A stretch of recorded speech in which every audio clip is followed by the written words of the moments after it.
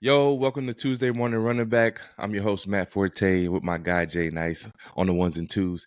And it is Tuesday morning. It is. And the most recent, I'm not playing favorites, the most recent game that was played was the Bears versus the Vikings. Monday And Night Football last night. Yep. oh, my Bears. Oh, My Bears. Man, a lot of things to build off of. I'll say that. I'll be positive. There are a lot of things to build off of. There are a lot of things that were similar to last year. I'm not going to lie. I did not like that Caleb was scrambling around a lot and kind of he's elusive in the pocket, which is a benefit to him. But I think it kind of hinders his game when there are times where he doesn't have to, so to speak. You know, in the beginning of the first half, they were doing very well. When his pocket was clean, he was making throws. It was on time.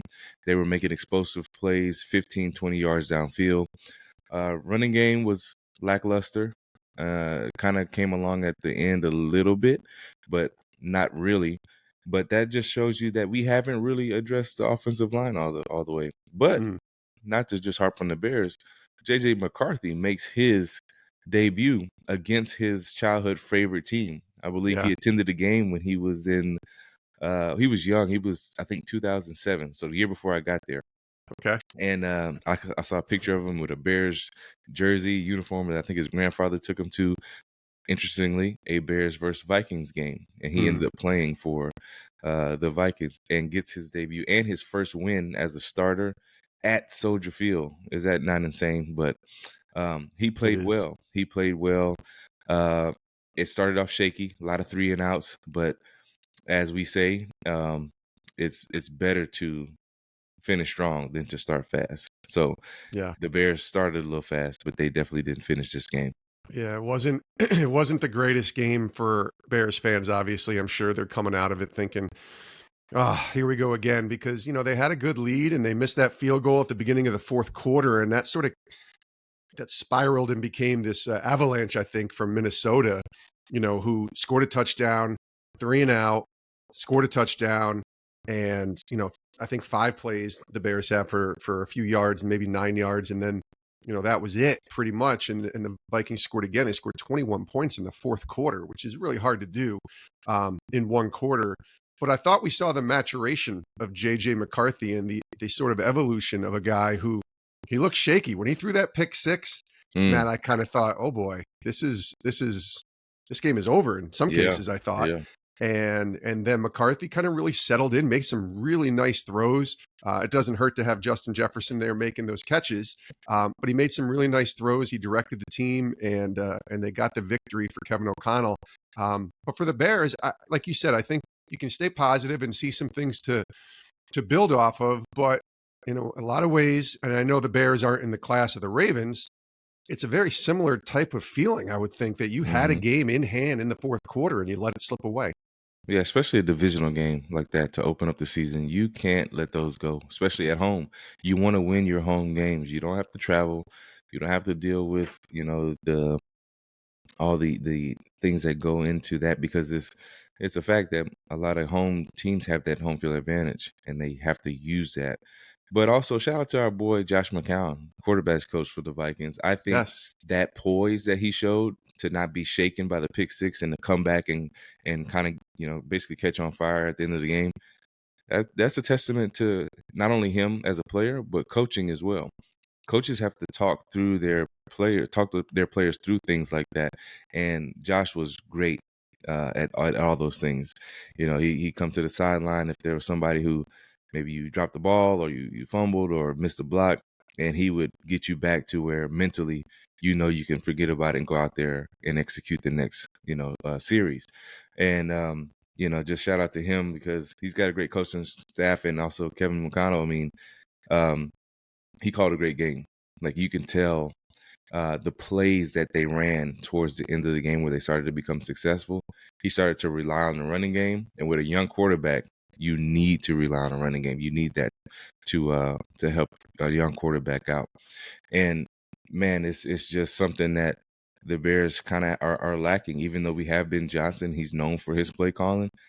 It was very similar to the year before, where on some of these third and shorts or some of these manageable down distances, you see receiver screens. I cannot stand when they throw receiver screens and it just gets, no yards or It negative gets blown yards. up. It gets Yeah, yeah, blown up. Like defenses know receiver screens. Like that was kind of a 2008 thing when I was a rookie, but we're still trying to do them.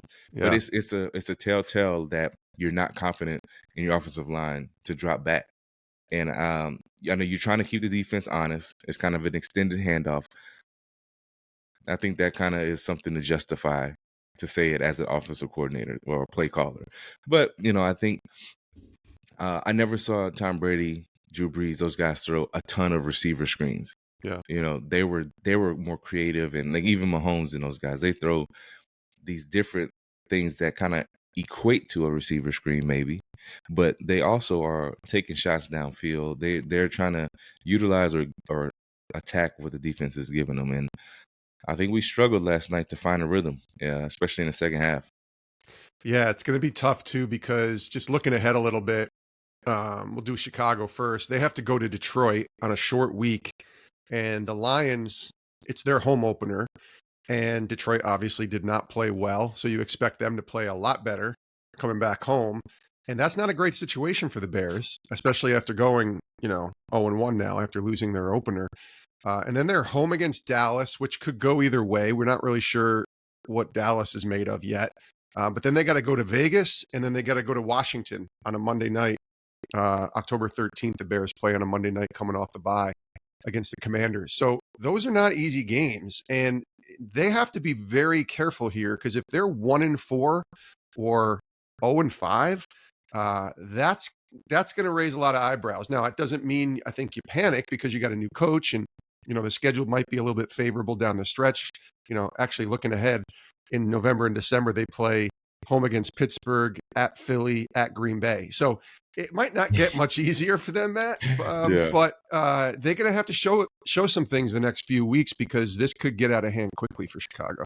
Yeah, back-to-back divisional games to be 0-2, that's never where you want to start the season out. And then a lot of the away games aren't, well, no games in the NFL are going to be easy games. I'll just Sure. start with that. But I think the defense definitely missed because we kind of focused on offense. The defense definitely missed Jalen Johnson and Edwards at linebacker, but then Yeah, also TJ Kyler Edwards. Gordon.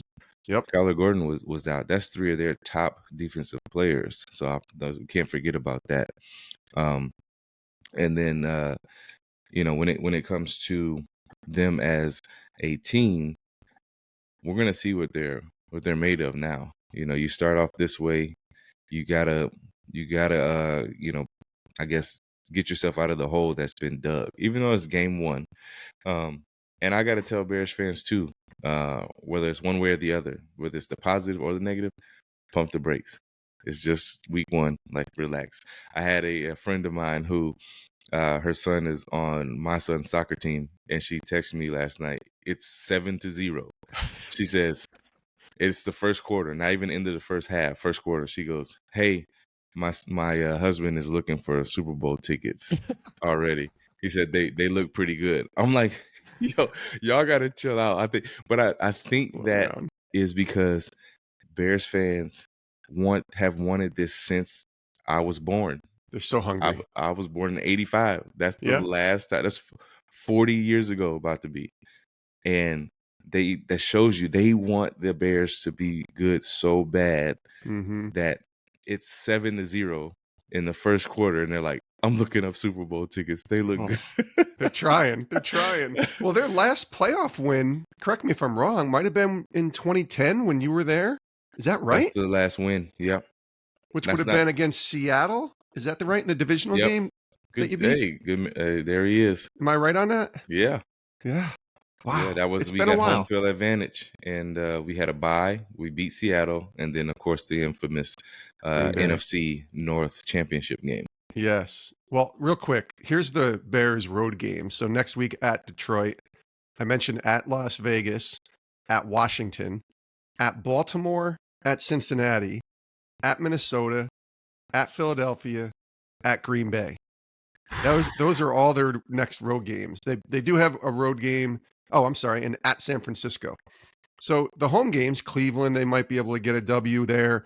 They play New Orleans, they play the Giants. So there's some wins there. those road games, that's where they're going to really be able Yeah, to prove whether they're a 4-win team or an 8 to 9-win team, like you were hoping. yeah. I'm starting to I don't mean to peel bring you back. down. I don't mean I'm, to st- bring you down. I'm starting to peel back the 500 comment. I was Oh, being hopeful, but um, yeah, it's we'll always see. You never a know. tough season, and we'll see who emerges as because teams do get better as you play more and more games. They do. Preseason is preseason, but as you play during the regular season, when it's for all the marbles, then it Yeah, really does start to. You see people mature, just like JJ started to mature in the game, and so that's right. we'll see what happens. That's right. Yeah, and real quick on the Vikings, they play Sunday night next week against Atlanta. So back-to-back primetime games for JJ McCarthy to start off his NFL starting QB career. And then we'll see what happens, as they go from there, because they have a bunch of home games and they play a few games overseas, actually back to back. Does the Vikings in the end of September into October before they get the bye. So it'll be fun. It'll be really fun to see where the Vikings and the Bears end up. 27-24 Minnesota. Bears fans feeling down, but don't give up hope yet.